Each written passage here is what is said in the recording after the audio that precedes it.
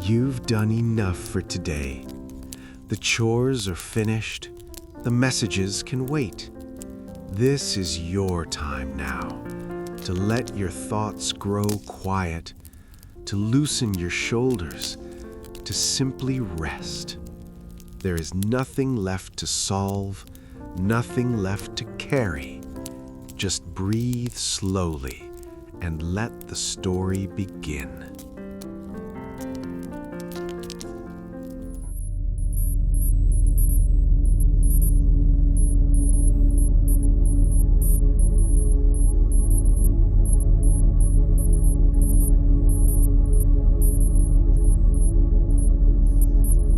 I was 9 years old the first time I looked up and really saw the sky.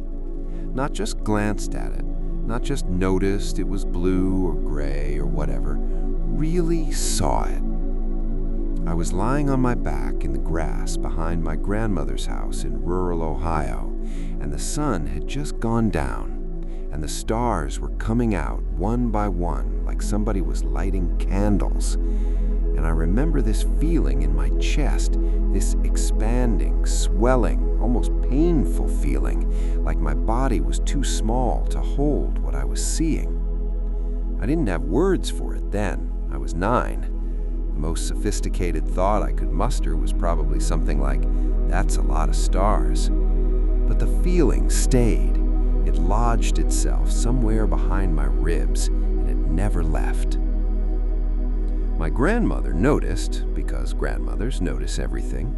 She came outside with 2 glasses of lemonade and sat down next to me in the grass, which was a big deal because she had bad knees and getting down to the ground was a whole production. She looked up at whatever I was looking at and she said, "You want to go up there, don't you?" And I said, "Yeah." And she said, "Well then, you'd better start paying attention in math class." Which was extremely practical advice, and also kind of hilarious, coming from a woman who was sitting in wet grass with bad knees just to look at stars with her grandson.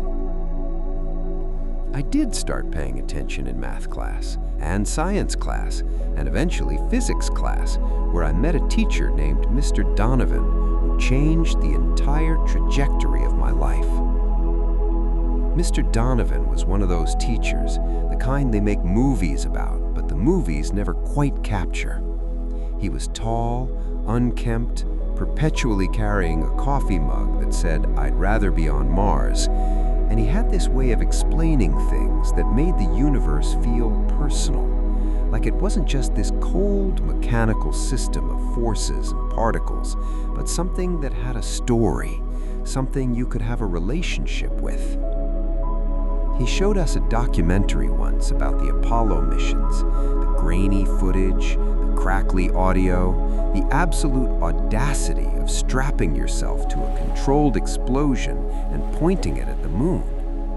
I sat in that darkened classroom and I felt the same chest-expanding feeling from my grandmother's backyard, except now I had words for it.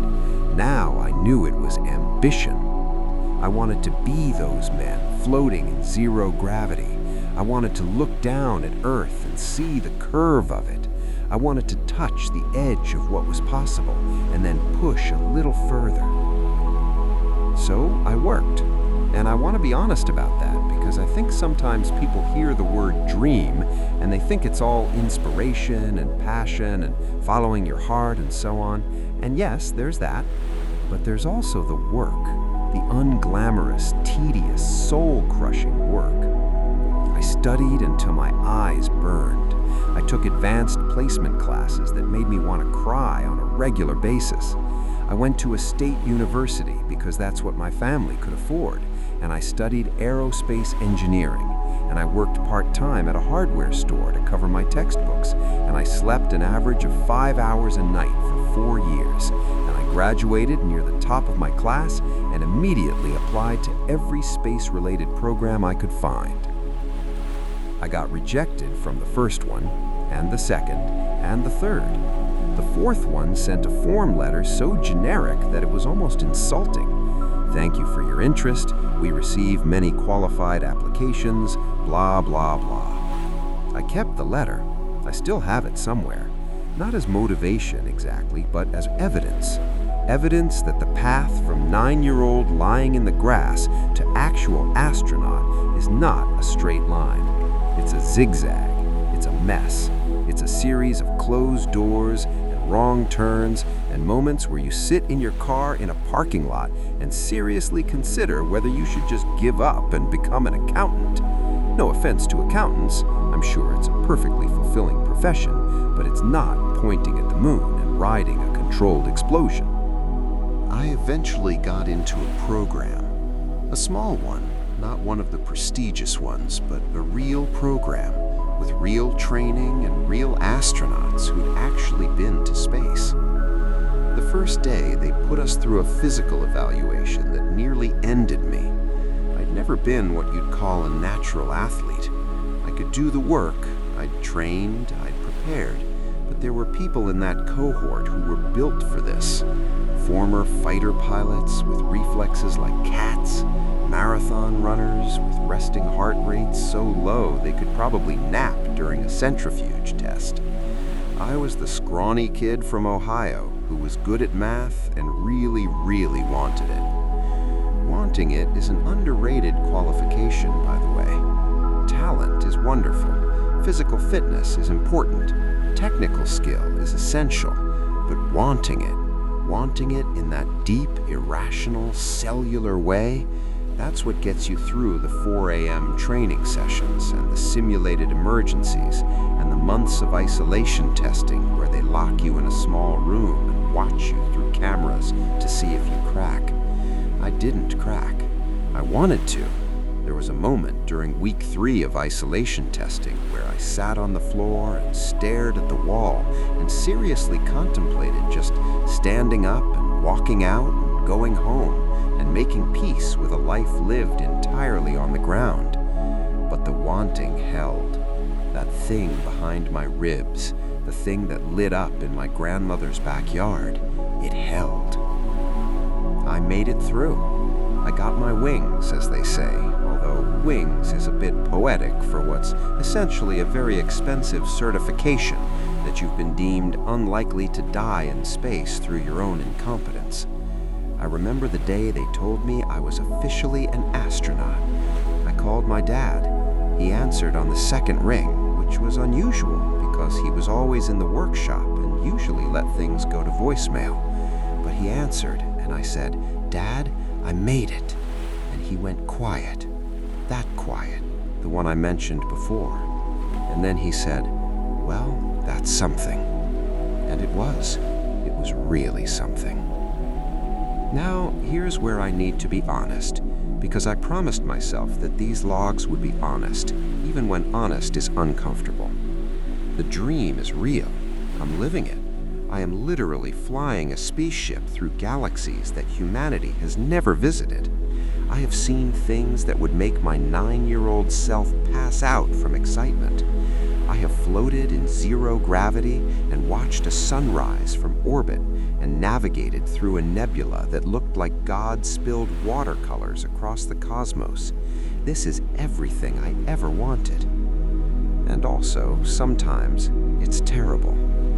I don't mean terrible in a dramatic, life-threatening way, although there have been those moments too. I mean terrible in a quotidian, grinding, low-grade way. The monotony, the relentless sameness of ship life during the long transits, the recycled air, the food that is nutritionally optimized and texturally depressing, the sound of the ventilation system that never stops, ever, and that I sometimes hear in my sleep and can't escape from, the interpersonal friction of living in a confined space with the same group of people for years on end, the fact that I haven't felt wind on my face since I can't remember when. People don't want to hear this, I know that. When I was going through training, I met plenty of astronauts who'd come back from missions, and they all said the same carefully curated things. It was the experience of a lifetime. It changed their perspective. They'd do it again in a heartbeat. And I'm not saying they were lying, but I think they were editing. I think they were leaving out the parts where they sat in their bunks at 3 a.m. and felt claustrophobic, not because the space was small. The ship is actually quite large by spacecraft standards, but because the situation was inescapable. You can't leave. You can't step outside for some air. You can't call in sick. You can't take a personal day. You are here in this metal tube until the mission is over, and the mission won't be over for a very long time. I had my first real crisis about 8 months into the mission. We were in transit phase, nothing much happening, autopilot handling navigation, science team running routine experiments. I was doing a maintenance check on the water recycling system, which is exactly as glamorous as it sounds. And suddenly I just stopped. I put down my tools and I stood there in the utility corridor, and I felt this wave of something wash over me. Not panic exactly, more like a profound, bone-deep fatigue. Not physical tiredness, but existential tiredness. A tiredness of being here, of being the person who chose this. I stood in that corridor for maybe 15 minutes, not moving, not thinking, just existing in the weight of it. Dr. O'Coffer found me. She'd come down to check on some equipment, and she saw me standing there like a mannequin, and she didn't ask what was wrong. She just stood next to me, quietly. For maybe 5 minutes, she just stood there. And then she said, "You know, the water recycler has a personality. I think it's passive-aggressive." And I laughed. It wasn't a big laugh, but it broke whatever spell I was under, and I picked up my tools and got back to work. That's the thing about the crew. We keep each other sane, not through grand gestures or deep therapeutic conversations, but through the small stuff. The jokes, the meals together, the shared eye rolls when something on the ship breaks for the 15th time. Lieutenant Chen has started a movie night tradition. Every week, someone picks a film from the ship's library, and we all crowd into the common area and watch it on the big screen. And it's never the right genre for everyone, and someone always falls asleep, and Commander Vasquez always makes comments during the quiet parts, and it's messy and imperfect and exactly what we need. I should talk about the good parts more, because there are genuinely good parts that I don't want to undersell. The first time we entered a new galaxy, actually entered, not just observed from afar, I cried, openly, unashamedly cried. The sheer scale of it, the colors, the way the starlight seemed to pulse like a heartbeat, like the galaxy itself was alive. I've never experienced anything close to that level of awe. It was spiritual in a way that I didn't expect and can't fully explain. Like the universe was showing me something private, something sacred, and trusting me to understand it. And there are moments of pure, uncomplicated joy. The first time I successfully navigated through a dense asteroid field using only manual controls, no autopilot, no computer assistance, just my hands and my training and my instincts. The rush was indescribable, better than any roller coaster, better than any sport, better than anything I'd experienced on Earth. For those 20 minutes, I wasn't a man who missed his family or worried about the future or felt trapped in a metal tube. I was exactly what I'd always wanted to be, a pilot in the purest sense, dancing with physics, making real-time decisions at speeds that shouldn't be possible and executing them flawlessly. I sat back afterward and my hands were shaking and I was grinning like an idiot. And Lieutenant Chen, who'd been watching the whole thing from the co-pilot seat, just looked at me and said, "Not bad," which from Chen is basically a standing ovation. The science is extraordinary. I'm a pilot, not a researcher, so I pretend to understand all of it. But even from my layman's perspective, the things we're discovering are staggering. We've cataloged elements that don't exist in Earth's periodic table. We've observed gravitational phenomena that challenge established theories. We've found organic compounds in places where no one expected them. Dr. O'Coffer gets this look on her face when a new discovery comes through, this fierce, luminous, almost feral excitement, and it's infectious. You can't help but feel the magnitude of what we're doing when you see someone that brilliant, that thrilled. And the beauty. I keep coming back to the beauty because it's relentless. It doesn't let up. Every transit, every rotation, every time I look out the viewport, there's something new and astonishing. Nebulae that look like paintings, binary stars performing an eternal dance, the delicate, almost shy shimmer of distant galaxies that are so far away that the light I'm seeing left them before Earth even existed. I have to remind myself sometimes that this is real, that I'm not watching a documentary or a simulation, that I am physically here in the middle of this, surrounded by a beauty that most humans will never see. But here's the complicated truth, the one that lives in the space between the good parts and the hard parts. The beauty doesn't cancel out the loneliness, and the loneliness doesn't diminish the beauty. They coexist. They sit side by side like two passengers sharing a seat on a very long flight. And some days, one is louder than the other. Some days I look at a nebula and feel nothing but wonder. Other days I look at the same nebula and all I can think is that Elena would love this, and Lily would ask 1,000 questions about it, and my dad would go quiet, and the beauty becomes a different kind of ache. I think that's what they should tell you in training. Not it will be hard, everyone says that, but specifically, you will experience the most extraordinary moments of your life and the most painful moments of your life, and they will often be the same moment. That's the real job description. That's the fine print on the contract. The career itself, the professional trajectory that led me here, is its own strange story. After I got my certification, I spent years doing things that were not remotely as glamorous as they sound. Simulation runs, equipment testing, suborbital flights that lasted hours and accomplished objectives that could be summarized in a single paragraph. I sat in meetings, so many meetings.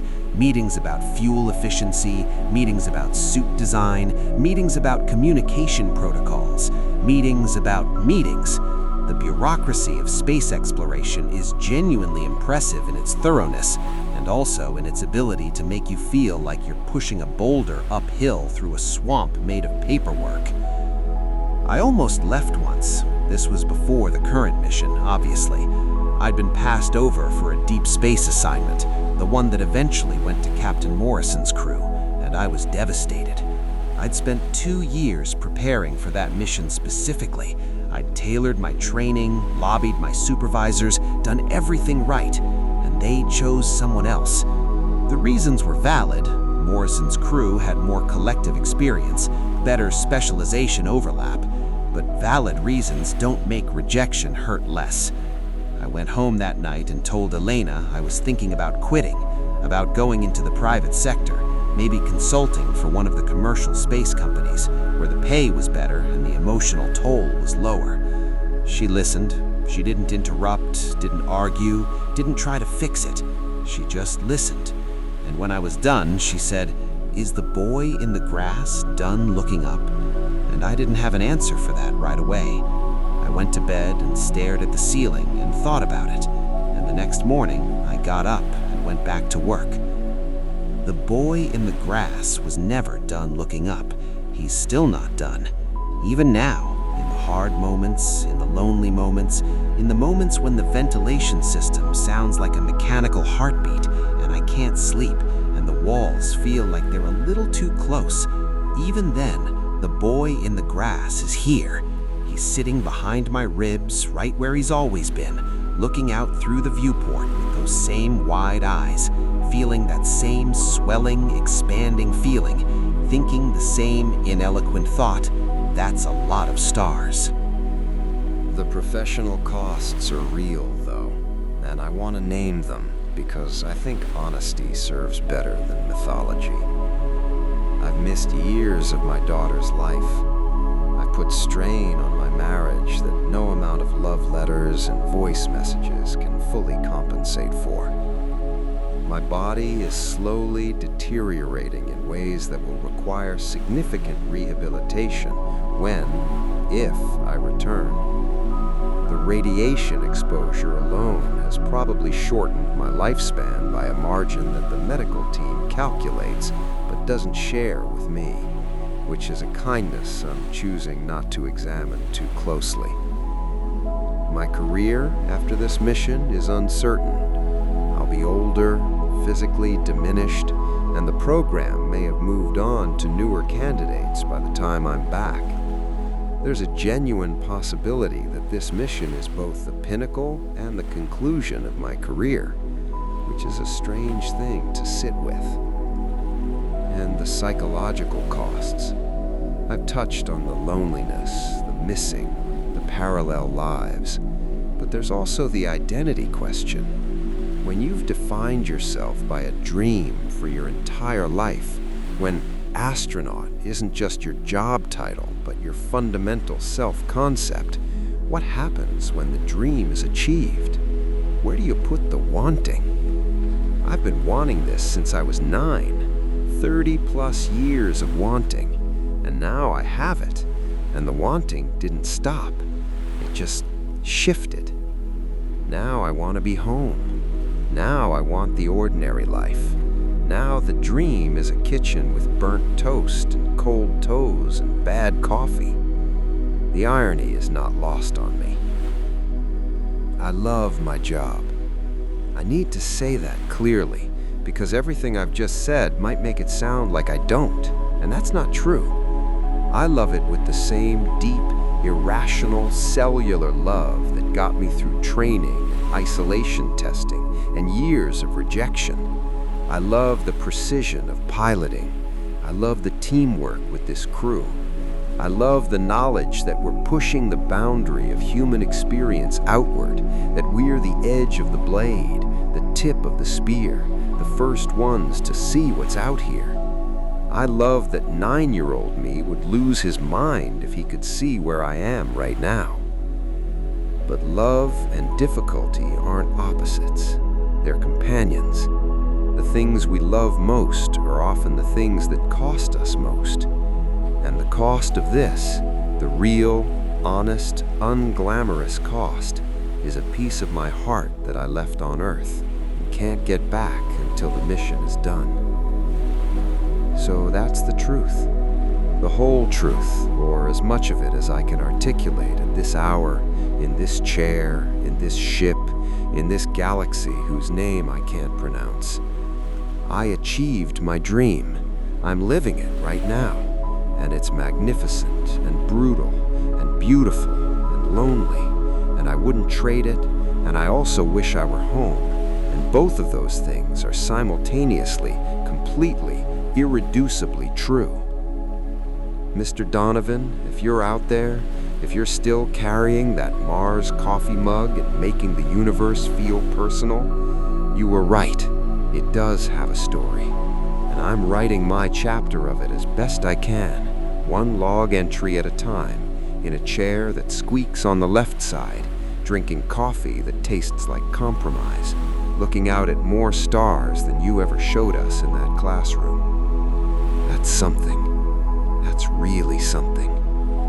I think the boy in the grass would agree.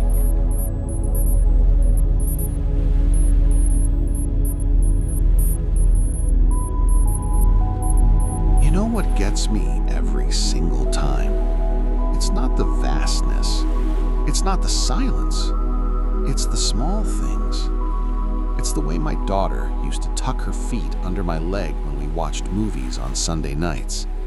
She'd just slide them right under, like it was the most natural thing in the world. And I'd pretend to complain about her cold toes, and she'd giggle, and my wife would shake her head and say, "You two are ridiculous." That's what gets me. Not the billion miles between us. The cold toes, the giggle, The way a Sunday evening used to feel like a warm blanket somebody wrapped around my shoulders without asking. I'm looking out the main viewport right now. We just passed through the outer arm of a galaxy whose name I can't even pronounce properly. The science team calls it NGC 4258, but I heard one of the crew members calling it the Waterfall Galaxy because of how the spiral arms seem to cascade. It's beautiful. I mean, objectively staggeringly beautiful. The kind of thing that would make a poet weep. But right now, I'd trade the whole view for a cup of my wife's terrible coffee. She makes the worst coffee. I've told her 100 times that she uses too much water, and she always says, "I like it how I like it, Marcus." And I drink it anyway, every single morning, because it tastes like home. It's funny how memory works out here. On Earth, you don't think about the mundane things as memories. They're just life. They're just Tuesday. They're just another morning where the toast is slightly burnt and your daughter left her backpack in the hallway again and you nearly tripped over the dog on your way to the kitchen. But out here, every single one of those moments becomes a jewel. They become these polished, precious things that I turn over in my mind during the long watches. I replay them like films. I add details I'm not even sure are real anymore. Did the kitchen curtains have yellow flowers, or were they plain white? Was the dog's name actually Biscuit, or is that something I'm confusing with a neighbor's dog from when I was a kid? The mind does strange things when it's this far from the source. I should probably talk about the mission. That's what the logs are supposed to be about, right? Official observations, scientific notes, course corrections. But the truth is, the autopilot handles most of the technical stuff during these long stretches, and the science team records their data in their own logs. And what's left for me is just time, an enormous, stretching, yawning amount of time. And in that time, my thoughts always drift back to Earth, always, like water finding its way downhill. No matter where I start, thinking about engine diagnostics or fuel cell efficiency or the strange electromagnetic readings from that nebula we skirted 3 days ago, I always end up back in my kitchen, back in my living room, back in the small backyard with the fence that needed fixing and the tomato plants that never grew right because I planted them too close together. My wife, Elena, she sends me messages when the communication window is open. There's a delay, of course, sometimes hours, sometimes days, depending on where we are relative to the relay stations, but she sends them faithfully, every single cycle. And I listen to them with my eyes closed, lying in my bunk, and I try to imagine that she's sitting right next to me, that I could just reach out and touch her shoulder. She talks about ordinary things mostly. She tells me about the weather, about what the neighbors are doing, about how Lily, that's our daughter, got a part in the school play, and she's been rehearsing her lines in front of the bathroom mirror with a hairbrush as a microphone. Elena laughs when she tells me these things, and I can hear in her laugh that she's trying not to cry, and that makes me try not to cry. And here we are, two people separated by incomprehensible distance, both pretending to be okay for the other one. The thing they don't tell you in astronaut training is that the hardest part isn't the physical toll. It's not the radiation exposure or the muscle atrophy or the bone density loss or the sleep disruption. It's the emotional weight of absence. It's the knowing that life is happening without you, that your daughter is growing taller and learning new words and making new friends and having experiences that you will only ever know secondhand. Elena sent me a video last week of Lily riding a bicycle without training wheels for the first time. She was wobbling down the sidewalk with this look of terrified joy on her face, and Elena was cheering in the background, and I watched it 17 times. 17, because I couldn't be there to run alongside her. I keep a photograph taped to the console above my pilot's chair. It's old-fashioned, I know. Everyone else has digital frames and holographic displays and all that, but I printed this one on actual paper before we launched. It's from a barbecue we had in the backyard 2 summers before the mission. Lily is maybe 5 in the picture. She's sitting on my shoulders and her hands are on top of my head, and she's laughing so hard her eyes are almost closed. Elena is standing next to us with a spatula, and she's looking at us like we're the only 2 people in the world. The photo is getting a little worn now.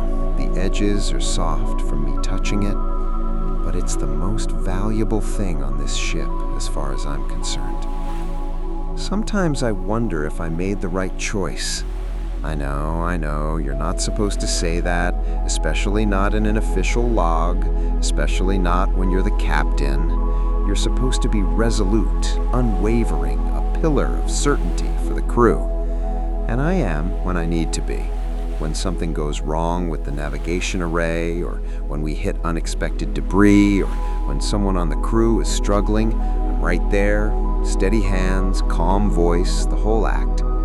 But in these quiet hours, when the ship is humming and everyone else is asleep, and it's just me and the stars, I wonder if Lily will remember me as the dad who was there, or the dad who left. I wonder if Elena will get tired of waiting. I wonder if the backyard tomatoes will ever grow right.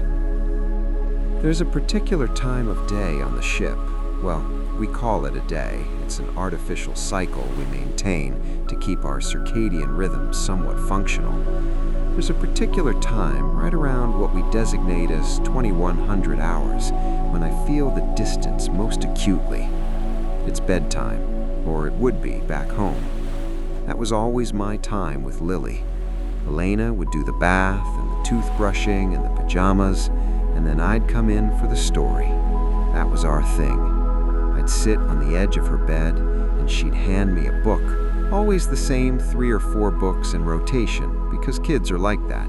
They find something they love, and they want it again and again. And I'd read to her, doing all the voices, making up silly sound effects, and she'd laugh and tell me I was doing the dragon wrong, and I'd do it even more wrong on purpose. And eventually, her eyes would get heavy, and her breathing would slow down, and I'd just sit there for a minute, watching her sleep, thinking that I didn't know it was possible to love something this much. I still read to her, in a way. I record messages and send them during the communication windows. I read her stories, different ones now. She's older, she's moved past the dragon books. Elena tells me she likes adventure stories now, stories about kids who discover secret worlds and go on quests. So I find things in the ship's digital library, and I read them aloud into the recorder, and I try to do the voices, and I imagine her lying in her bed with the star-shaped nightlight plugged into the wall, listening to my voice coming from impossibly far away. I hope it helps her sleep. I hope she doesn't hear the loneliness underneath the words. The crew is good about it, honestly. We all have our own versions of this ache. Commander Vasquez has twin boys back in Buenos Aires.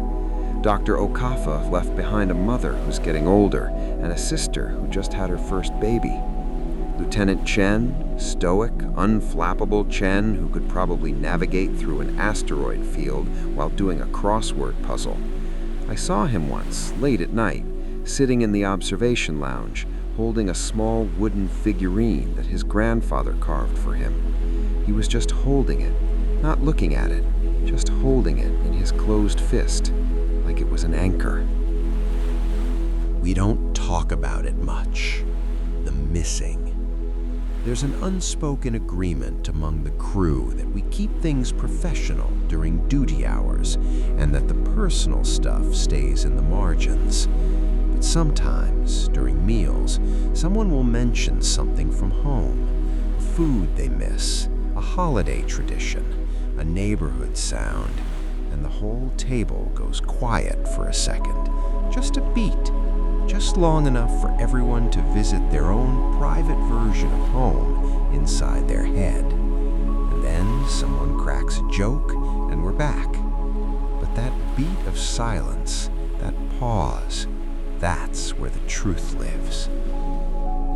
I've been trying to describe to myself what Earth looks like from memory. Not from photographs, I have plenty of those, but from actual sensory memory. What does rain feel like on your arms?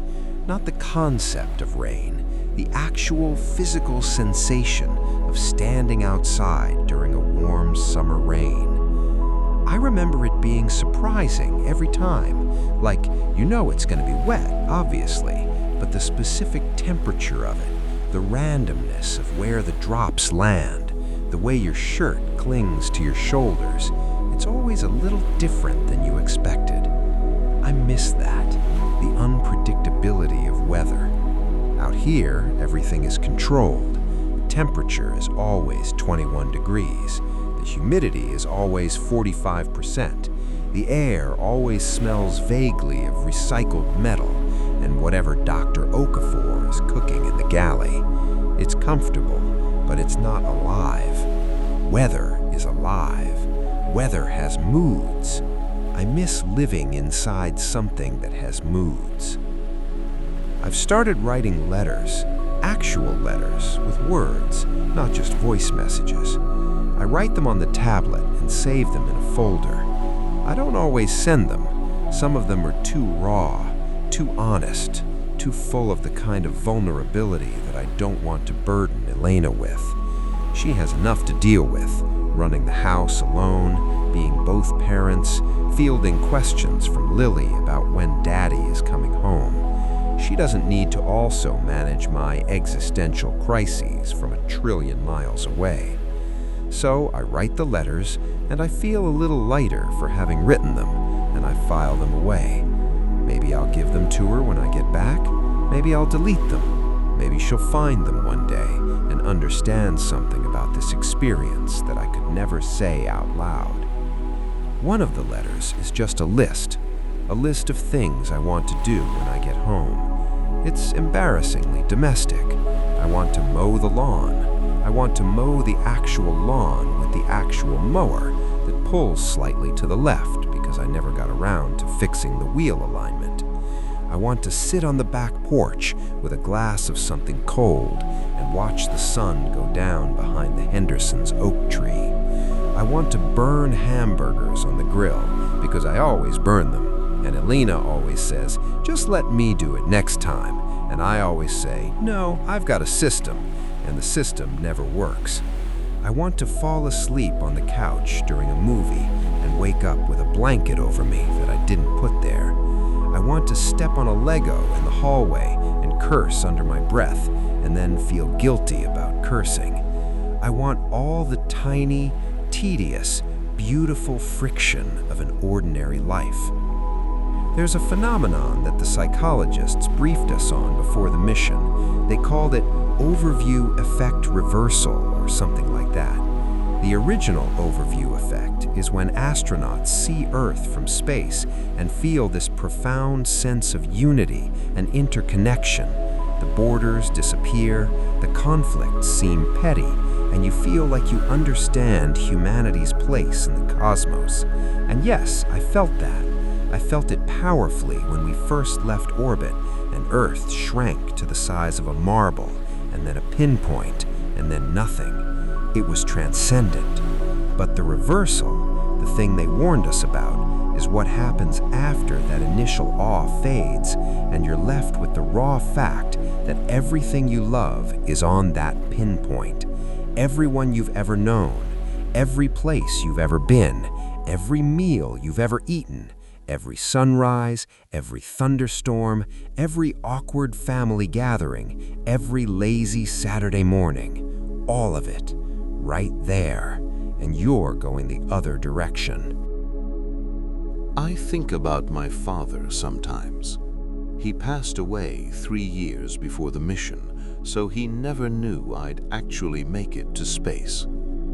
He was a carpenter, built things with his hands, practical, quiet, not much for grand gestures. But when I got accepted into the space program, he drove 4 hours to show up at my door with a bottle of champagne, the cheap kind from the grocery store. And he had this look on his face that I'd never seen before, like he was trying to hold something enormous inside his chest. He hugged me and he said, "You're going to see things, Marcus. You're going to see things that none of us can even imagine." And then he stepped back and wiped his eyes with the back of his hand and pretended he had allergies. I wish he could see this. I wish I could call him and describe this galaxy we just passed through and hear him go quiet on the other end, the way he always did when he was genuinely impressed. He'd probably say something understated, like, "Well, that's something," and it would mean the world. Mom is still around. She's in a retirement community in Tucson now. Elena visits her when she can. Mom doesn't entirely understand the mission. She thinks I'm on a very long airplane flight, which is honestly not the worst analogy. But she worries in that universal mother way. She sends me messages too, usually short ones. "Are you eating enough? Are you sleeping? Is it cold up there? Wear a sweater." The fact that I'm in a temperature-controlled spacecraft traveling at a significant fraction of the speed of light does not diminish her conviction that I need a sweater. And you know what? She might be right. Not about the sweater. About the cold. There's a kind of cold out here that has nothing to do with temperature. It's the cold of emptiness, the cold of vast, indifferent space stretching in every direction, and no amount of insulation or heating systems can touch it. Only people can warm that kind of cold. Only the memory of someone saying, "Wear a sweater." I'm going to try to sleep now. We've got a course adjustment coming up in about 6 hours, and I should be rested for it. But I know what's going to happen. I'm going to lie in my bunk and close my eyes, and my mind is going to do what it always does.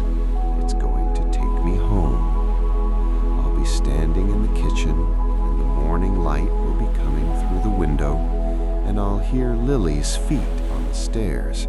She always sounds like a small elephant when she comes down the stairs. No concept of stealth. And Elena will be humming something while she makes her terrible coffee. And the dog will be doing that thing where he pushes his nose into your hand because he wants to be petted. And everything will be warm and golden and exactly as it should be. And then I'll open my eyes and see the ceiling of my bunk and hear the hum of the engines and feel the weight of all these light years pressing down on me like a physical thing. And I'll reach up to the small shelf above my bed where I keep another copy of that barbecue photograph, and I'll hold it against my chest, and I'll whisper goodnight to the people in it, even though they can't hear me. Even though the words will dissolve into the recycled air of a spaceship that's hurtling through the dark. Good night, Lily. Good night, Elena. Good night, Biscuit, if that really is the dog's name, and I'm not just making it up at this point. Good night, Dad, wherever you are. Good night, Mom, in Tucson, with your sweaters and your worry. Good night, house with the crooked fence and the failed tomatoes. Good night, Earth. I'll find my way back to you, I promise. The stars are beautiful tonight. They always are, but none of them are as bright as the porch light that Elena leaves on for me. Even now, Even across all this impossible distance, I know it's on. I know she leaves it on. Some distances are just numbers. Some distances live in your chest. This one lives in mine. I woke up about 2 hours ago from a dream so vivid that I had to sit up and convince myself of where I was. In the dream, I was back in our old apartment, the one Elena and I had before Lily was born. The tiny one-bedroom on Maple Street with the radiator that clanked all night and the neighbor who played saxophone at unreasonable hours. We were young in the dream, young in a way that I don't think I appreciated at the time. Elena was sitting cross-legged on the floor, surrounded by cardboard boxes. We were always either moving in or moving out of that place, it seemed like. And she was holding up a coffee mug that said, "World's Okayest Husband," that she'd found at a thrift store. She was laughing. That laugh, the one that starts in her eyes before it reaches her mouth. And I was standing in the doorway with a pizza box, and the apartment smelled like cardboard and cheap pine cleaner and possibility. That's the thing about early love, isn't it? It smells like possibility, like the future is this enormous blank canvas, and you're both standing in front of it with paintbrushes, and you have no idea what you're doing, and that's the best part. You're improvising. You're making it up as you go. And the fact that the radiator clanks and the pizza is lukewarm and neither of you knows how to properly fold a fitted sheet, none of that matters because you're together, and together feels like a superpower. I miss that version of us, not because the current version is lesser. It's not. It's deeper, richer, more textured in ways that only time can create, but because that early version had a particular kind of magic, the magic of not knowing, of having every first still ahead of you. First apartment together, first holiday as a couple, first time you see each other truly vulnerable and choose to stay anyway. I remember the night Elena told me she was pregnant. We were in that same apartment, in the kitchen, and she had this expression on her face that was trying to be several things at once: excited, terrified, hopeful, apologetic, joyful. She held up the test, and I stared at it for what felt like a full minute, and she said, "Say something." And what I said was, "We're going to need a bigger apartment," which was not romantic, which was not cinematic, but she laughed, and then she cried, and then I cried, and then we ordered Chinese food and sat on the floor and talked about names until 2 in the morning. We didn't pick Lily that night. That came later. That night, we were just two people sitting in the wreckage of their old life, building a new one out of egg rolls and hope. Lily arrived in March, a Tuesday. I remember it was raining. There's the rain again. I keep coming back to rain. And I drove to the hospital going about 15 miles over the speed limit and running at least 2 yellow lights. Elena was calm, which infuriated me because I was the opposite of calm. I was a wreck. The nurses kept telling me to sit down and breathe, and I kept standing up and forgetting to breathe. And then Lily was here, just like that. One moment she wasn't, and the next moment she was, and the universe rearranged itself around her arrival like she was the center of gravity, and everything else was just debris caught in her orbit. She was so small. I know everyone says that about babies, but it bears repeating because it's the most striking thing. She fit in the crook of my arm.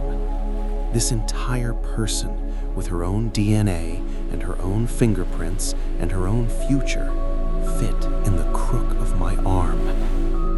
and she looked up at me with these dark, unfocused eyes, and I thought, okay, everything before this was a rough draft. This is the real story. I'm getting emotional. I can feel it in my chest, that tightening. The ship's environmental system will probably flag an elevated heart rate in my biomonitor and send an alert to the medical bay, and Dr. Okafor will ping me to ask if I'm all right, and I'll say I'm fine, just thinking, and she'll understand, because she always understands. The thing is, I carry these people with me, not just in my memory, not just in the photographs and the voice messages and the letters I write and don't send. I carry them in my body, in my actual physical being. I carry Lily in the way my arms instinctively curve when I pick something up because they learned their shape from holding her. I carry Elena in the way I tilt my head when I listen to someone because I learned to listen by listening to her. I carry my father in the way my hands move when I fix things, confident, methodical, always starting from the left side, just like he taught me. These people are woven into my muscle memory, my posture, my reflexes. They're part of my operating system, and no amount of distance can uninstall them. I've been thinking about time a lot lately. Not in the physics sense, although the relativistic effects of our speed are genuinely mind-bending, and I try not to dwell on them too much because they make my head hurt. But in the human sense, time as experience, time as accumulation. Every day that I'm out here is a day that Lily gets older without me. She was 7 when I left. She'll be older when I get back. The math depends on variables I don't want to calculate right now, but there will be gaps. There will be things I missed that I can never get back. School plays and birthday parties and scraped knees and that specific phase where kids become obsessed with dinosaurs and won't stop telling you facts about velociraptors. Elena warned me about this, by the way, not in a dramatic, confrontational way. She's not like that.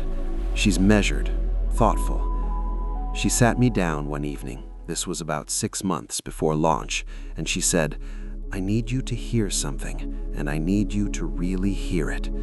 And I put down whatever I was doing, and I looked at her. And she said, "If you go, there will be parts of Lily's childhood that you'll only know from recordings.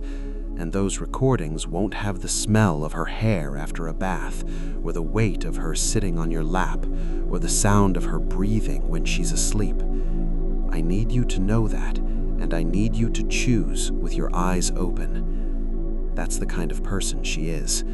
She doesn't build walls, she builds windows so you can see clearly.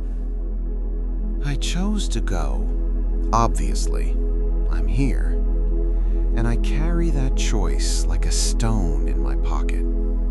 Not heavy enough to drag me down, but heavy enough that I always know it's there. The communication window opens again in about 14 hours. I'm going to record a story for Lily, something with adventure and a little bit of humor and a happy ending, because the world is complicated enough without bedtime stories being complicated too. And I'm going to tell Elena about the waterfall galaxy and how the spiral arms cascade and how I thought of her when I saw it, because beautiful things always make me think of her.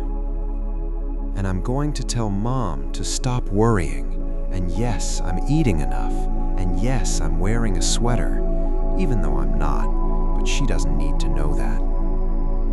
The ship hums its constant lullaby. The stars wheel slowly past the viewport. Somewhere, impossibly far away, a porch light is on. I'm heading there, 1 light year at a time. I want to talk about something that I don't think people who haven't done long-duration space travel fully understand. It's the concept of parallel lives. Right now, at this exact moment, I'm here, in this chair, in this ship, watching light from stars that may already be dead.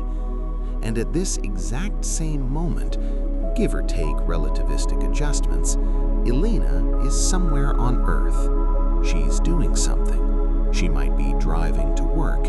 She might be helping Lily with homework. She might be lying in bed, reading, with her glasses sliding down her nose the way they do. She's living a full, complete, continuous life, and I'm living a completely separate one.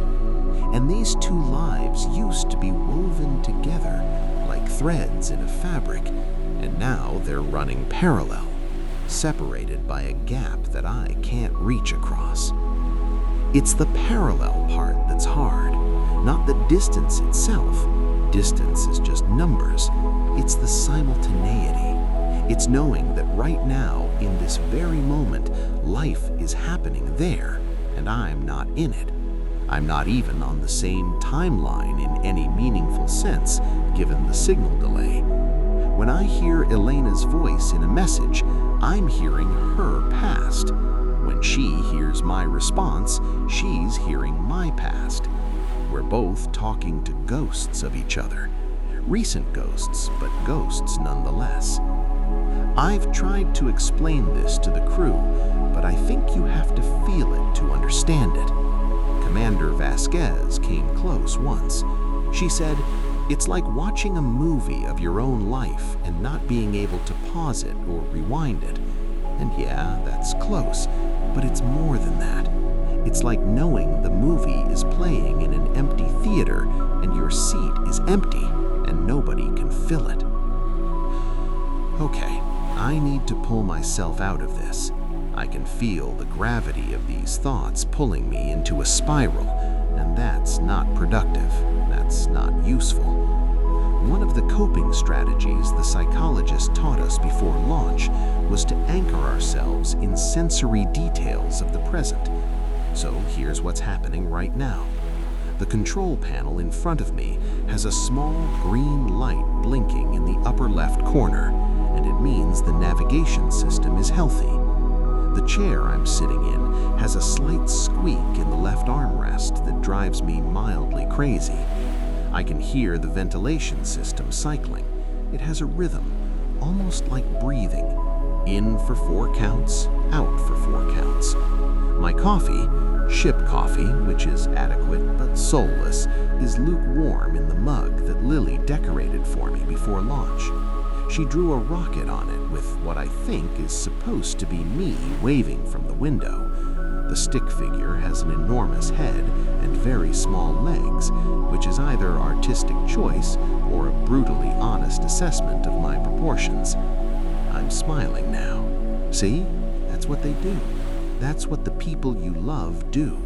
They reach across the void, all the voids, the literal and the metaphorical, and they make you smile, just like that. A stick figure on a mug, a bad drawing, a tiny defiant act of love that fits in the palm of your hand. I think that's enough for now. The ship is quiet, the galaxy is watching, and somewhere on a small blue planet that I can't even see from here, a little girl with cold toes is probably rehearsing her lines for a school play in front of a bathroom mirror. I'd give anything to hear her get them wrong.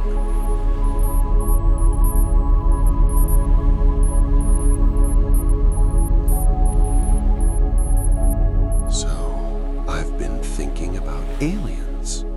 I know how that sounds. I know it sounds like the kind of thing you think about when you've been in space too long and the recycled air starts affecting your judgment. But hear me out, because this isn't idle speculation anymore, not from where I'm sitting. 3 days ago, Dr. Okafor's team picked up something on the long-range sensors. It was brief, a signal pattern in a frequency range that doesn't match any known natural phenomenon. It lasted about 14 seconds, and then it was gone. It could have been instrument noise. It could have been an echo from one of our own communication bursts bouncing off something unexpected. There are a dozen perfectly rational, perfectly boring explanations. But there's also a 13th explanation, and that 13th explanation is the one that keeps me awake at night. What if it was someone saying hello? I need to be careful here. I'm not making any claims. The science team is analyzing the data, and they're being appropriately rigorous and cautious, as they should be. Nobody on this ship is jumping to conclusions, but the possibility, just the bare, unadorned possibility, has changed the texture of my thoughts. It's like I've been walking through a house I thought I knew, and someone pointed out a door I'd never noticed before, and now I can't stop staring at it, wondering what's on the other side. I've thought about this my whole life, honestly. What kid who likes space hasn't thought about aliens? But there's a difference between a 9-year-old lying in the grass imagining little green men and a 40-something spaceship captain sitting in a vessel that's farther from Earth than any human has ever been, looking at sensor data that might indicate something. The first is fantasy. The second is, I don't know what the second is. It's a door. Here's what I've been turning over in my mind. If we did encounter alien life, what would I actually do? Not the protocol. I know the protocol. We all went through first contact training, which is simultaneously the most thrilling and absurd training module in the entire program. I can recite the procedures in my sleep. Maintain distance, establish non-threatening posture, attempt basic mathematical communication. Do not make assumptions about intent. Do not project human emotional frameworks on non-human behavior. Document everything. Report to command. Await instructions. It all sounds very clean on paper, very organized, very much like it was written by people who have never had to do it and never will. Because the reality, the hypothetical, terrifying, exhilarating reality, would be nothing like the protocol. The reality would be messy and confusing and fast and slow all at once, and I'd probably forget half the procedures and remember the other half in the wrong order, and my hands would be shaking and my heart would be doing something that the medical bay would flag as a possible cardiac event. I think about fear first, not as a weakness, but as an honest starting point. If something appeared on our sensors, not a signal this time, but an actual object, an actual vessel, an actual presence, I would be afraid, profoundly afraid, because the unknown is fundamentally frightening, and this would be the most unknown thing in the history of unknown things. We wouldn't know their intentions. We wouldn't know their capabilities. We wouldn't know if they were curious or hostile or indifferent or something beyond our conceptual vocabulary entirely. And in that vacuum of knowledge, the human brain does what it always does. It fills the gaps with worst-case scenarios. We're wired for that, you know? Evolutionarily, it makes perfect sense. The ancestors who assumed the rustling in the bushes was a predator survived more often than the ones who assumed it was just the wind. So we're the descendants of the scared ones, the cautious ones, the ones who saw shadows and prepared for the worst. And that wiring doesn't just switch off because you're wearing a flight suit and have a PhD in aerospace engineering. It's still there, underneath everything, whispering, "Be careful, you don't know what that is, stay back." But here's the thing about fear. It's not the only thing I feel when I think about this. It's not even the loudest thing. The loudest thing is curiosity. A curiosity so intense it almost feels like hunger. I want to know. I want to know with a desperation that reminds me of being 9 and looking up and feeling my chest expand. What do they look like? How do they think? What is their art like? Their music? Their mathematics?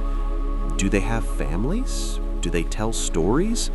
Do they look up at their sky and wonder if they're alone? I've had this recurring imagined scenario. I won't call it a fantasy because it's too detailed and too earnest for that word. I imagine our ship encountering another ship. Not a threatening encounter, just 2 ships in the same stretch of space noticing each other. And there's a period of mutual observation, maybe hours, maybe days, where we're both just looking, studying, taking readings, trying to understand. And then, somehow, a communication is established, not in words, because language would be impossibly different, but in mathematics, maybe, or in music, or in some kind of shared recognition that we are both, despite all our differences, reaching out. I imagine that moment of connection, that first moment when something passes between us, a piece of information, a greeting, an acknowledgement, and both sides understand that they are not alone, that the universe is not a vast, empty, indifferent machine, but a place where consciousness can arise in more than one location, in more than one form, against more than one set of improbable odds. I imagine how that would feel. I think it would feel like the overview effect, but amplified by a factor of infinity. I think it would fundamentally change what it means to be human. Not because they would change us, but because knowing they exist would change how we see ourselves. Commander Vasquez and I talked about this once during a late watch. She's more pragmatic than I am. She approaches things from a tactical perspective, which makes sense given her military background. She said, "Marcus, if we encounter something out here, my first concern is the safety of this crew. Full stop. Curiosity is wonderful, but it doesn't stop bullets." And I understand that. I respect it. She's not wrong. But I pushed back a little. I said, what if they don't have bullets? What if they don't have any concept of bullets? And she gave me this look, the Vasquez look, the one that says she thinks I'm being naive, but she loves me anyway. And she said, then we're lucky, but I plan for unlucky. That's the tension, isn't it? Hope versus caution. The desire to reach out versus the instinct to protect. It's the same tension that defines most of human history, actually. Every time we've encountered something new, a new land, a new culture, a new technology, we've oscillated between wonder and fear. And our track record with those encounters is mixed, to put it charitably. We've done beautiful things. We've also done terrible things. We've built bridges and we've burned them. We've learned and we've destroyed. And the question that haunts me when I think about first contact is, which version of ourselves would show up? I want to believe it would be the best version, the curious, compassionate, open-minded version, the version that sees difference not as a threat, but as a gift. But I'm not naive enough to be certain of that. History is full of moments where humans encountered the unknown and responded with violence, with exploitation, with the assumption that anything different must be lesser. I'd like to think we've evolved past that, but evolution is slow and fear is fast. Dr. Okafa has a different perspective entirely. She's a biologist, and she thinks about alien life from a biochemical standpoint. She says, you're all worried about communication and diplomacy, and that's valid, But the first thing I'd want to know is, what are they made of? Carbon-based? Silicon-based? Something we've never seen? Because that answer alone would rewrite every biology textbook ever written. She gets practically giddy when she talks about it. Her eyes light up and her hands start moving, and she talks faster and faster. And you can tell that for her, the scientific implications are so monumental that the diplomatic and existential concerns are almost secondary. I envy that sometimes, the purity of her curiosity. It's uncomplicated by the weight of human baggage. Lieutenant Chen has said almost nothing about the signal or the possibility of alien life. I asked him once during a meal what he thought about it, and he chewed his food for a long time and then said, "I think we should keep our sensors calibrated and our minds open," which is such a perfectly Chen response that I nearly applauded. But here's where my thoughts get really tangled. When I think about meeting alien life, I don't just think about the grand species-level implications. I think about the personal, individual, human-scale moment. I think about me, Marcus, a guy from Ohio who likes burnt hamburgers and misses his daughter's cold toes, standing in front of someone from another world. And I think, what would I want them to know about us? Not our achievements necessarily, not our technology or our science or our art, although all of those things are remarkable. I'd want them to know about the small things, about how a mother in Tucson tells her son to wear a sweater even though he's in a spaceship, about how a carpenter drives 4 hours with a bottle of cheap champagne because his son did something he's proud of, about how a little girl draws a rocket on a mug with a stick figure that has a huge head and tiny legs. I'd want them to know that we're messy and contradictory, and we fight over stupid things, and we sometimes burn our hamburgers, and we don't always get it right. But we love fiercely. We love beyond reason, beyond distance, beyond the limits of our own understanding. And that love, that ridiculous, stubborn, illogical love, is the truest thing about us. If I could say one thing to an alien intelligence, it wouldn't be a mathematical theorem or a scientific fact. It would be, we're complicated.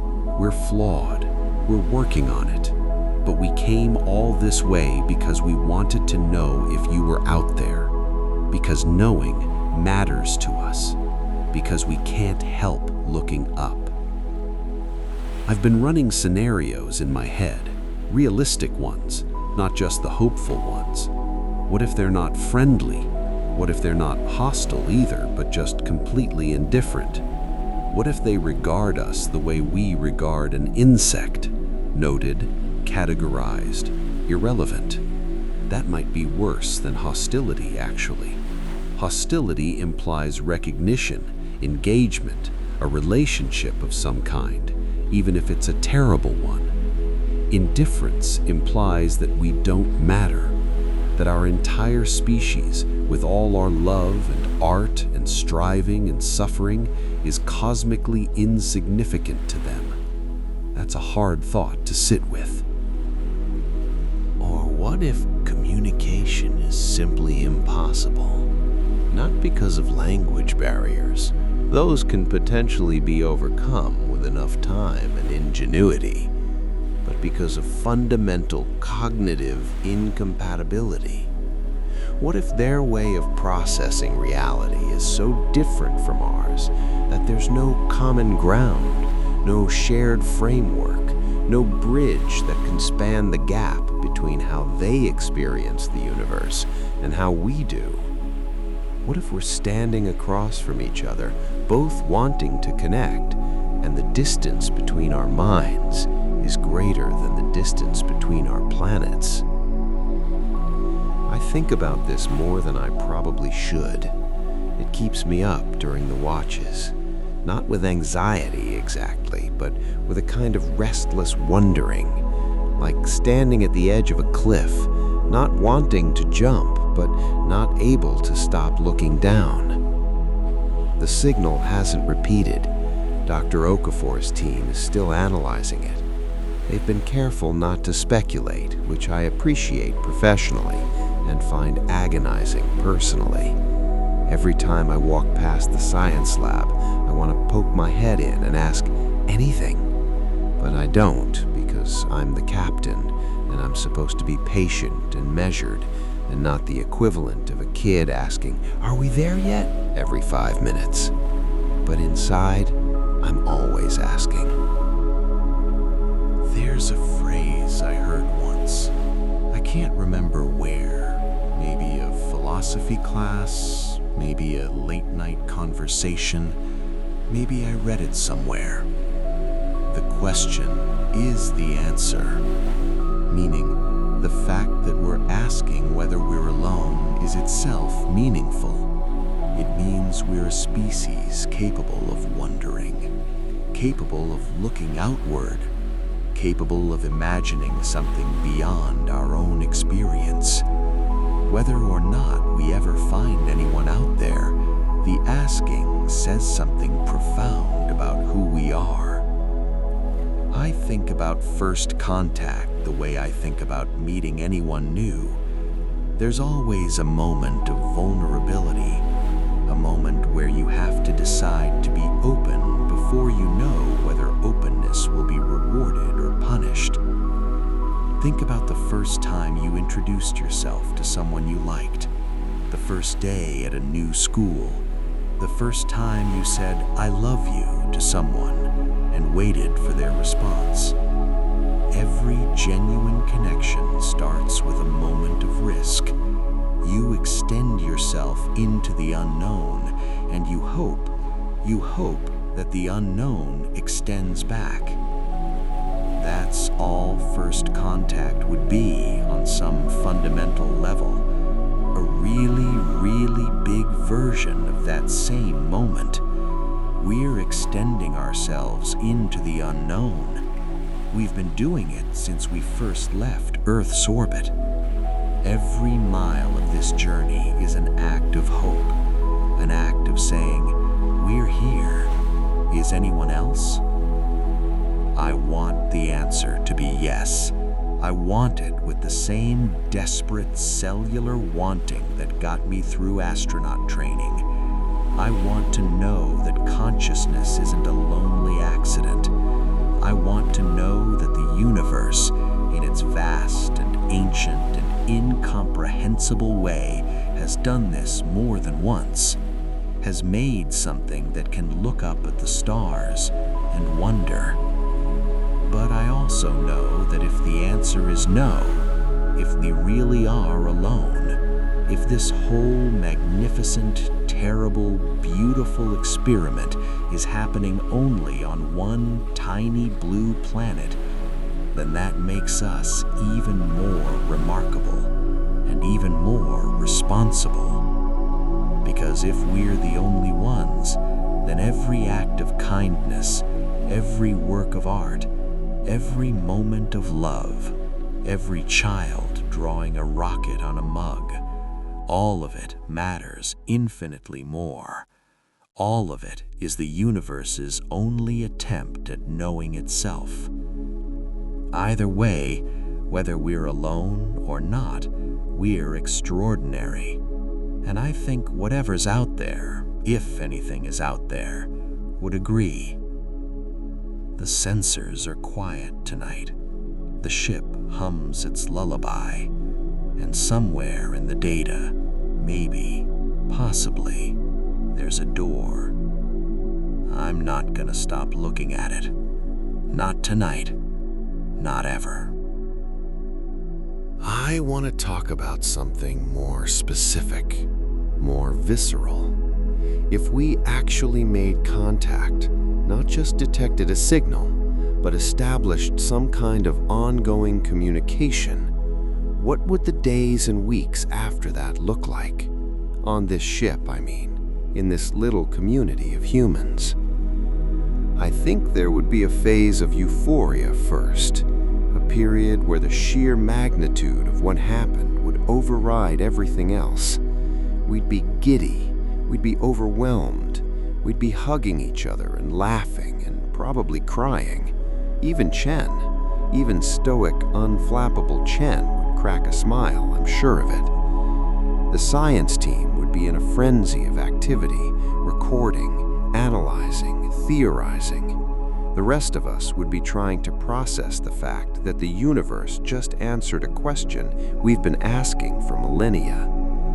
And then I think the euphoria would fade and something more complicated would take its place. Reality would set in. Questions would multiply faster than answers. How do we communicate? What do we share? What do we withhold? Who speaks for humanity? Do I speak for humanity? I'm just a pilot from Ohio. I'm not qualified to represent a species. Nobody is. The weight of that responsibility would be crushing. I think I would be honest if it came down to it, if I somehow ended up being the person who had to communicate something to an alien intelligence. I would be honest. I wouldn't try to present humanity as more advanced or more enlightened than we are. I wouldn't hide our flaws, because if there's one thing that might translate across the unimaginable gap between species, it might be authenticity, the willingness to be seen as you actually are, not as you wish you were. I'd say, we're a young species. We've done incredible things and terrible things. We're still figuring it out. But we came all this way, through all this darkness, because we hoped you were here. And here you are. And here we are. And I don't know what happens next, but I'm glad we're both in the room. That's probably not what the protocol says. Commander Vasquez would probably prefer something more strategic. Dr. Okafor would want to lead with a scientific exchange. Lieutenant Chen would want to assess their capabilities before revealing ours. And they're all right. But in the hypothetical where it's just me, at the console, talking into the void, hoping someone hears, that's what I'd say. Something human, something true, something that smells like possibility. The stars outside the viewport are doing their silent, eternal thing. They don't care about my musings. They don't care about signals or protocols or hopes or fears. They just burn. They just exist. And maybe that's the most alien thing of all. Not the hypothetical intelligence in a distant galaxy, but the universe itself. This vast, old, patient thing that makes stars and planets and nebulae, and sometimes, against all probability, makes something that can look at all of it and wonder. I wonder a lot. It's what I do best, aside from piloting and burning hamburgers. And tonight, I'm wondering about that door, about what's behind it, about whether there's another pilot in another ship, in another arm of another galaxy, looking out another viewport, wondering the same thing. If you're out there, whoever you are, whatever you are, we're looking for you. We've been looking for you since we first figured out that the lights in the sky were suns. We've been looking for you since we drew pictures on cave walls and told stories around fires and built ships and pointed them at the horizon and then past it. We've been looking for you since we've been us. And we won't stop, because that's not what we do. We don't stop looking. It's our best quality and our most reckless one. And maybe they're the same thing. The door is there. I see it. I can't open it tonight. Maybe I can't open it ever. But I see it. And that's enough to keep me going.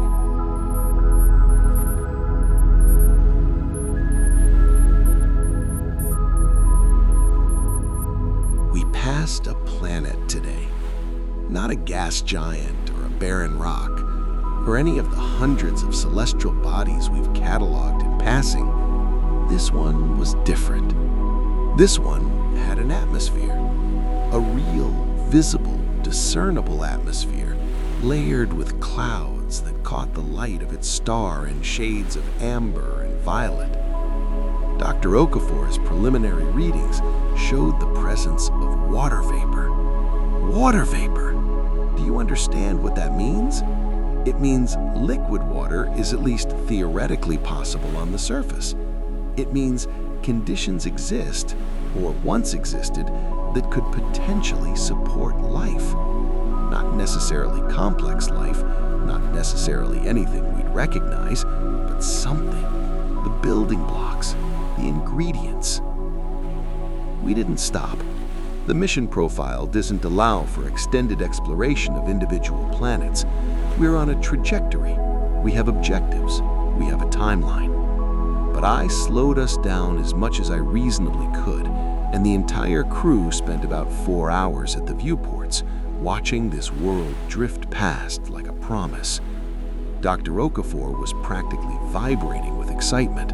Commander Vasquez was already mentally composing the mission report. Lieutenant Chen took photographs, which for Chen is the equivalent of shouting from the rooftops. And I sat in my chair and looked at it and thought, could we live there? Not us specifically, not this crew on this mission, but humans. Could humans one day live on a world like that? Should they? Is that where we're headed as a species? Are we destined, or doomed, depending on your perspective, to become a multi-planetary civilization? Is the future of humanity out here, among these strange suns and alien atmospheres, or is it back on Earth, in the only home we've ever known? I've been thinking about this question a lot, long before the mission, actually. It's one of the central debates in space exploration, and it's been argued from every conceivable angle by people far smarter and more qualified than me. But I have a particular vantage point that most of those people don't. I'm out here. I'm living in the gap between Earth and everything else. I'm experiencing in real time what it actually means to exist away from the planet that made us. And that experience has complicated my thinking in ways I didn't expect. Let me start with the practical case, because it's the most straightforward. Earth is finite. Its resources are finite. Its ability to support a growing population is finite.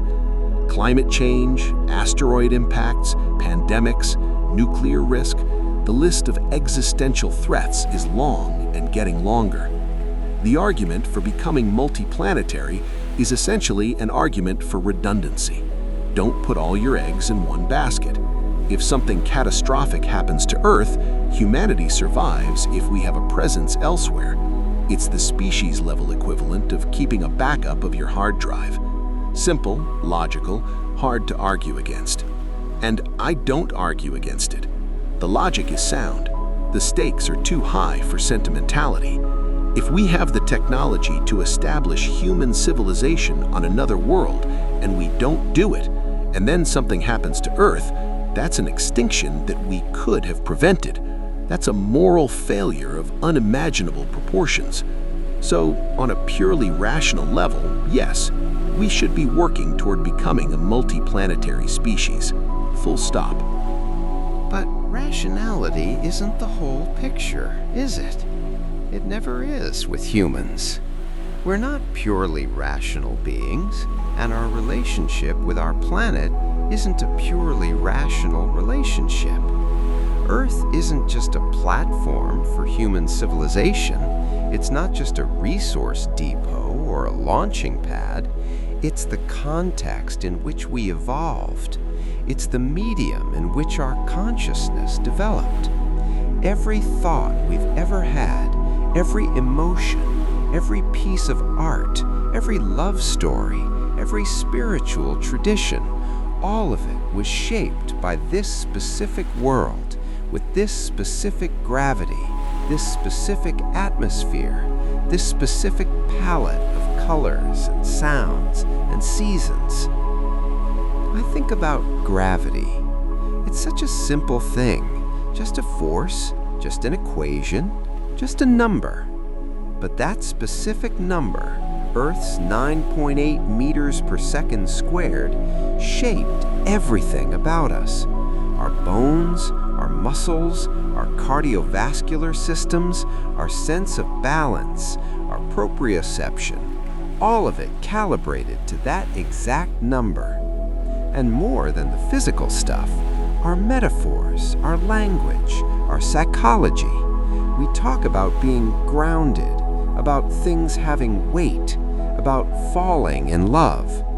Gravity isn't just a physical force, it's a mental framework. It's woven into how we think and feel. Out here, I feel the absence of Earth's gravity in ways that go beyond the physical. There's a lightness that's not just literal, it's existential. I feel untethered, not just from the planet, but from the weight of ordinary life, the routines, the obligations, the social interactions, the texture of a day lived in a community, on a street, in a neighborhood. All of that provided a kind of gravity, a sense of being held in place, of belonging to something specific and concrete. Without it, there's a freedom, yes, but also a floating, a lack of anchor. I wonder if humans on another planet would feel something similar, at least initially. Even if the gravity were close to Earth's, even if the atmosphere were breathable, and if the climate were temperate and the landscape were beautiful, would it feel like home? Or would there be an irreducible strangeness, a persistent awareness of not quite rightness, like a word on the tip of your tongue that you can never quite retrieve? I think about the children. This is where it gets really complicated for me. If we colonize another planet, there will eventually be children born there. Children who have never seen Earth, never felt Earth-specific gravity, or breathed Earth-specific air, or heard Earth-specific birds, or tasted Earth-specific rain. Those children would be human in every biological sense, but their experience of being human would be fundamentally different from ours. They'd be shaped by a different world, different sunsets, different seasons, different sounds. Their metaphors would be different. Their language would evolve differently. Their culture would diverge from ours in ways that might start small and become enormous over generations. And here's the thing. That's not necessarily bad. It might be beautiful, actually. A new branch of humanity adapted to a new world, creating new art and new stories and new ways of being human. It could be an expansion of the human experience in the most literal sense, more ways to be us, more variations on the theme, more colors in the palette. That's exciting. That's worth pursuing. But it would also mean a kind of divergence, a splitting of the human family tree. And over enough time, enough generations, enough separation, those branches might become something other than what we currently recognize as us. Not enemies, not strangers necessarily, but different. Genuinely, fundamentally different. Different enough that the word humanity might need a broader definition.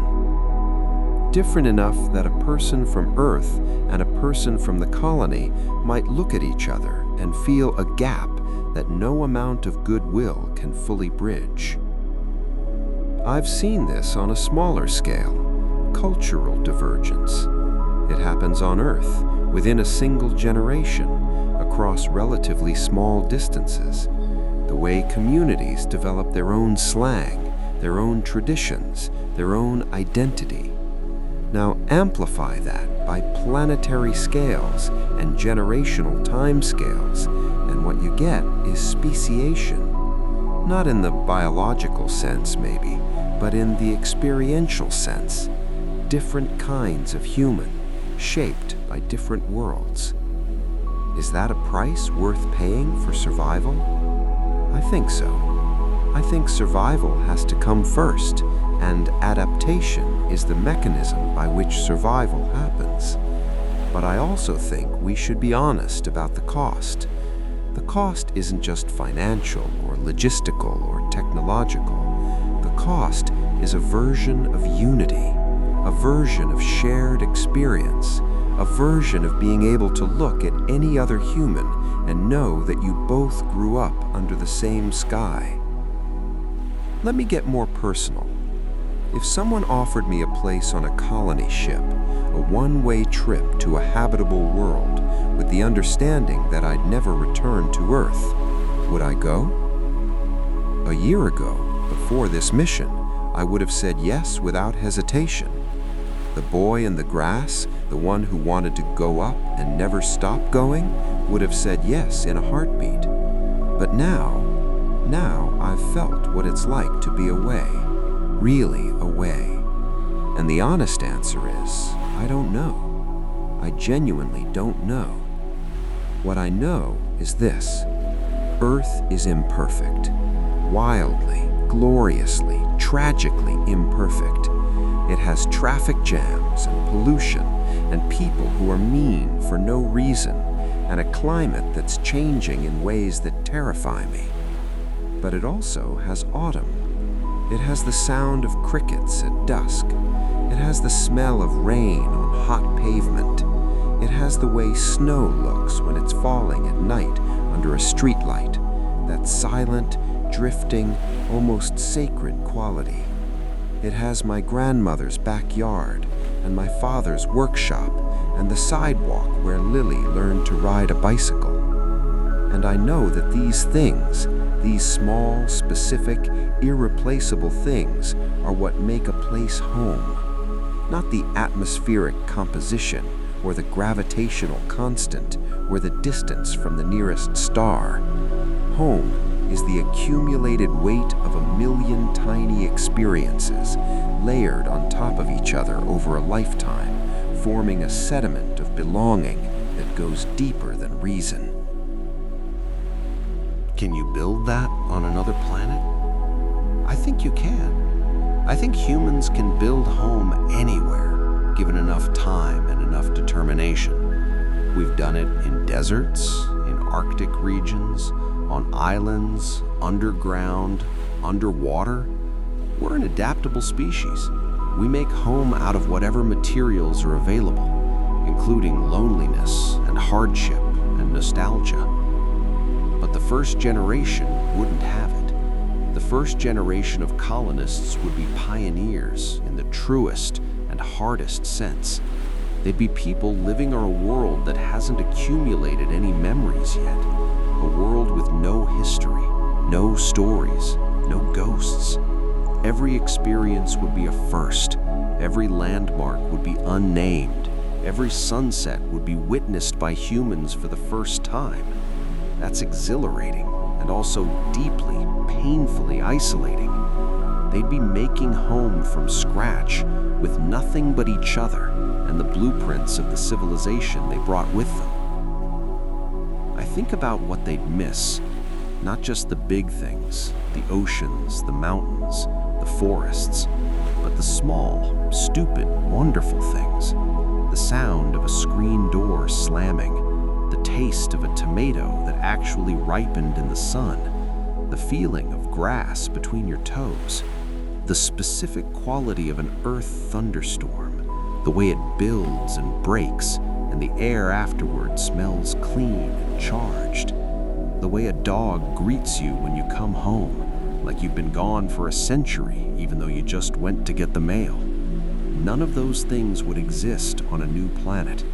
They'd have to invent their own versions, their own small, stupid, wonderful things. And they would.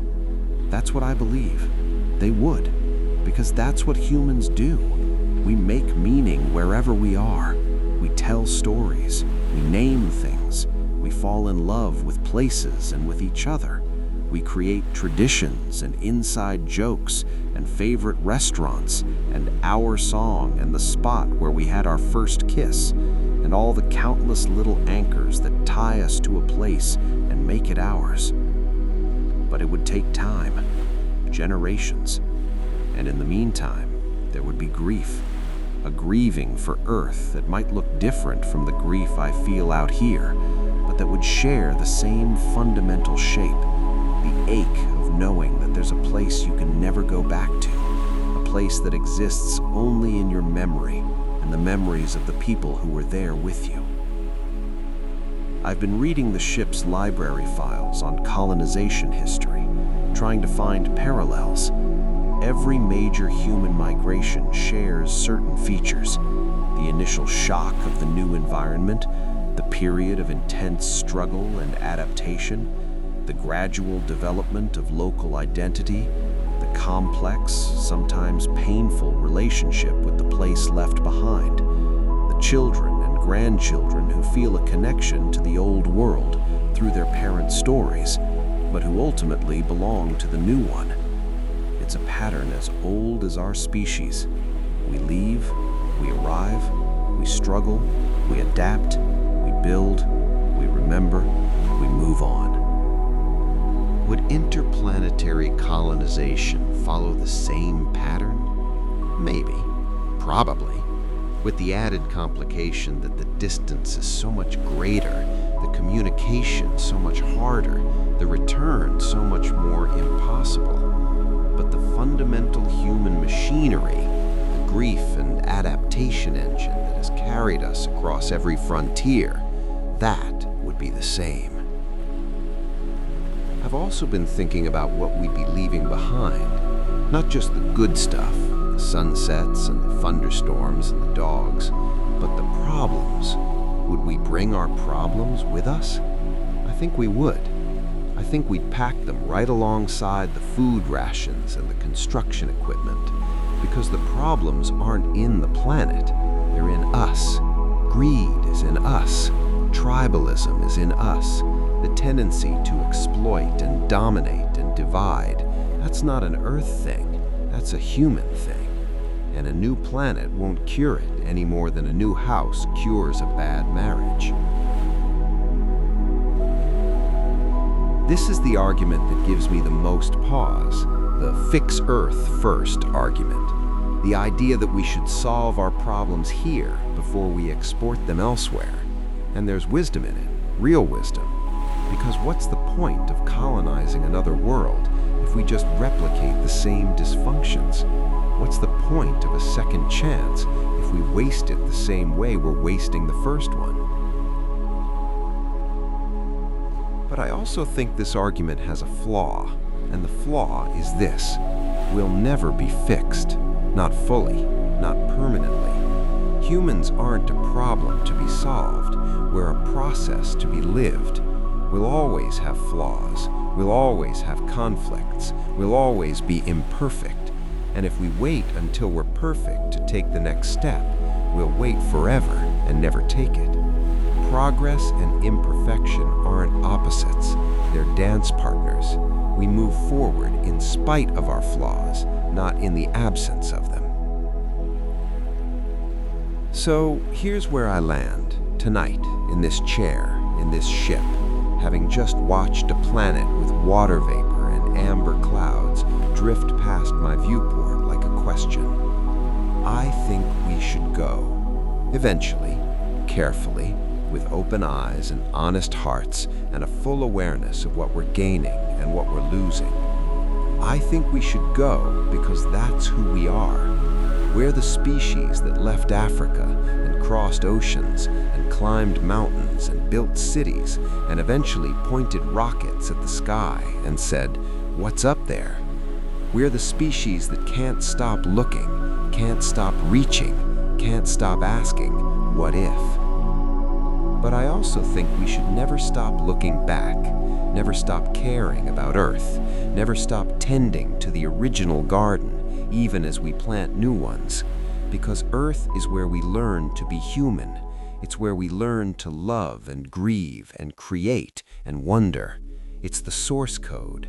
And no matter how many worlds we colonize, no matter how far we spread, no matter how different we become, Earth is the place where a 9-year-old boy lay in the grass and looked up and felt his chest expand with something he couldn't name. That's worth preserving. That's worth fighting for. Not as an alternative to expansion, but as the foundation of it. We go outward, but we stay rooted. We grow new branches, but we remember the trunk. I think about Lily. What kind of world will she inherit? What kind of choices will she face? Will she have the option of a life on another planet? Would she take it? She's brave enough, I know that. She's curious enough. She's got the boy in the grass gene. I can see it in her. That same restless wonder, that same itch to know what's over the next hill, beyond the next horizon. But I hope she also has the other thing, the thing that makes me look at that photograph on my console and feel my chest ache, the thing that makes me record bedtime stories and send them across light years. The thing that makes me think about mowing the lawn and burning hamburgers and stepping on Legos. The attachment, the belonging, the deep, unglamorous, stubborn love for a specific place and the specific people in it. Because the stars are extraordinary, but the porch light is sacred.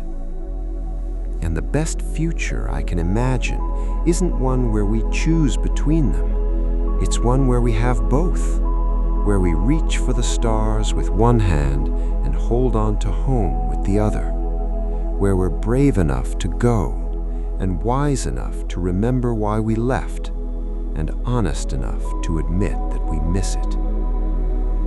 That planet with the amber clouds is behind us now, receding into the distance like everything recedes out here. But I've logged its coordinates. I've marked it in the system. Because maybe, someday, someone will come back to it. Someone with better technology, better understanding, better odds. Someone who looks at that atmosphere and those clouds and that water vapor and thinks, yes, this could be home. And when they get there, if they get there, I hope they bring a grill and some tomato seeds and a mug with a stick figure drawn on it and all the messy, imperfect, impossibly beautiful baggage of a species that somehow made it this far. The stars are quiet. The ship is humming. Earth is somewhere behind us, spinning its daily spin, doing its planetary thing, utterly indifferent to my philosophizing. And that's fine. That's as it should be. Earth doesn't need my approval or my blessing. It just needs us to keep caring. And we do, even out here, especially out here. I'm going to close this log and get some rest. Tomorrow we enter a new stretch of uncharted space, and I need to be sharp. But before I go, I want to say one more thing to whoever reads this, or hears this, or finds this in whatever form it eventually takes. The universe is big, bigger than you think, and then bigger than that. It's old and cold and mostly empty, and it doesn't care about us, not in any way we'd recognize as caring. But we care. We care about each other and about the world that made us and about the worlds we might someday make our own. We care with a stubbornness that defies the entropy all around us. We care even when it hurts, even when it costs us, even when the distance is measured in light years and the silence is measured